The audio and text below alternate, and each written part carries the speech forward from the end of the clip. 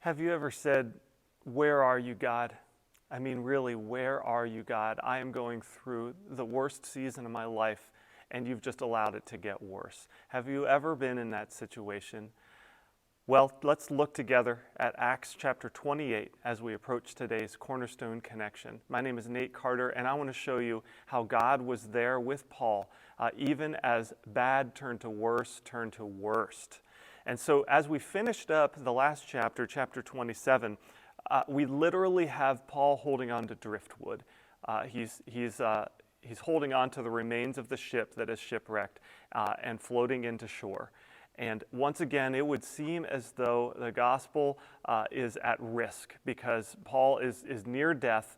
He's clearly off course. And how is the gospel going to continue forward if it were, because of the circumstances that Paul finds himself in? He's trying to preach the word to the nations and spread it as Jesus commanded on his last words. But yet Paul finds himself in this precarious position. And so they end up on shore. And then bad goes to worse.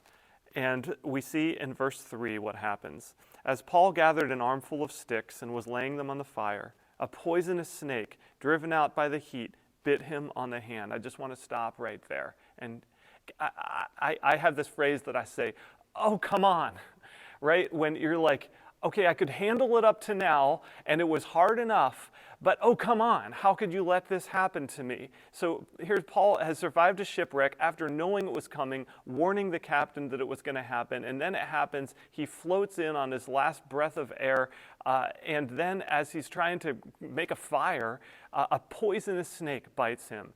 And that would be the moment where Paul has the opportunity to say, "God, where are you?" Or perhaps even, "God, I give up on you." Okay? This journey has gotten too hard. The task that you've given me is clearly impossible. If you really wanted me to finish the work, then you wouldn't have allowed this to happen. Now, I would wager that all of us have probably had that situation in our life where we've said, "God, I want to give up on you right now." But yet Paul doesn't. And Paul sees what's going on. I'm sure that internally he was struggling, but yet God uses this situation and allows Paul to continue to serve him in the journey ahead as we finish the book of Acts. Now listen to how the people respond. The people of the island saw the snake hanging from his hand and said to each other, "A murderer, no doubt. Though he escaped the sea, justice will not permit him to live." Now, I want this to be a warning to us. The people have jumped to conclusions. They've made assumptions about Paul. And guys, I'm going to be the first to admit that I do that too. And without knowing the full story, we make an assumption, we make a judgment call. But judgment is not ours to give. And had they jumped in and asked some questions of Paul and found out his backstory, they would have found out that he was on mission from God to bring the gospel, good news of salvation to the world, and for certain is not getting what he deserves right now. Jesus promised that we would all experience trouble in this world, and Paul is experiencing it at the greatest measure right now. So let's not jump to conclusions. I want to finish by changing the subject just here at the very end, because this was very important to me as I read it, to verse 15. The brothers and sisters in Rome had heard we were coming, and they came to meet us at the Forum on the Appian Way. So Paul and his companions are joined by some fellow believers. Then it says, others joined us at the 3 taverns, and when Paul saw them, he was encouraged and thanked God. So we see Paul looking for glimpses of God at work, and he sees these brothers and sisters, fellow Christians, coming and encouraging Paul. I started highlighting the times in the book of Acts where the word encourage comes up.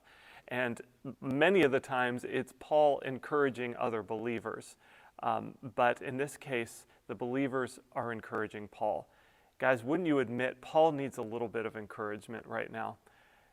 Maybe you know someone in your life who needs some encouragement as well. One of the wonderful opportunities and privileges we have as believers is to encourage our brothers and sisters in Christ. It's probably one of the most important things we do as a church, is to encourage one another. It's one of the reasons we gather on Sunday morning, not only to worship, not only to grow in the knowledge of the Lord and to hear His word, but also to enjoy the fellowship of brothers and sisters in Christ and to encourage one another. Can I encourage you to ask the Lord, as you're coming to worship this Sunday, who needs encouragement? Or perhaps it's not someone in the church, maybe it's someone in your day-to-day life that needs encouragement. What an opportunity you have to be the light of Christ to someone, perhaps who's in a situation like Paul, who's floating in on driftwood, who's about to have bad go to worse, and deeply needs encouragement from a Christian brother and sister. Let me encourage you to do that today, this week. Be an agent of encouragement from Christ to someone else. See you next time on the Cornerstone Connection.